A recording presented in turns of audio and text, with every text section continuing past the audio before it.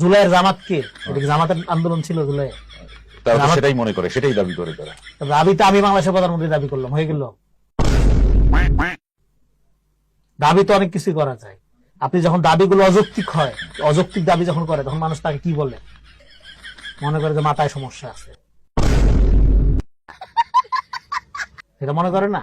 আমি যদি নিজেকে এখন প্রধানমন্ত্রী দাবি করি, মানুষকে আমাকে পাগল মনে করবে না সুস্থ মনে করবে? কোন লোকই তো সুস্থ লোক মনে করবে না আমাকে। একইভাবে যে জুলাইয়ে সারা বাংলাদেশের মানুষ জুলাই রাস্তায় ছিল, প্রত্যক্ষভাবে এটা তাদের এটা ফিজিক্যাল পেইন, ট্রমা, এগুলোর মধ্য দিয়ে তারা এই অবস্থার মধ্যে গেছে। সেখানে জামাত শিবির বললে তো কিছু ছিল না। জুলাই নেতৃত্ব দেওয়া নেতারা তাদের সঙ্গে রয়েছে, এটাই তারা ধরে নিতে চায়। জুলাই নেতৃত্বে অনেক নেতা, অনেক গুরুত্বপূর্ণ লোক তো পদত্যাগ করে তো চলে গেছে। নাই, আসিফ, তারপরে এই যে সার্জিস, আসিফ সাজি, ওরা কোথায় তারপরে নেতৃত্ব দিচ্ছে? হাসনাত আব্দুল্লাহ, তারা কোথায় নেতৃত্ব দিচ্ছে? কয়দিন নেতৃত্ব দিচ্ছে? তারা তো দাবি করে সেটা। মানে তারা কোথায় নেতৃত্ব? ঢাকা বিশ্ববিদ্যালয় কেন্দ্রিক নেতৃত্ব জুলাই হয়ে গেছে সারা বাংলাদেশে। সেটাই তো তারা মনে করে। তাহলে যদি সারা বাংলাদেশে তারা যদি নেতৃত্ব দিয়ে জুলাই ঘটাইতে পারে, সেই সংগঠন কোথায়? সেই সাংগঠনিক শক্তি কোথায়? তাদের কেন আলাদা জোট করতে হয়? এগুলো আরেকটা প্রতারণা। এখানে ঘরে ঘরে সমন্বয় গড়ে উঠছে, যে যার মতো নেতা দাঁড়াই গেছে।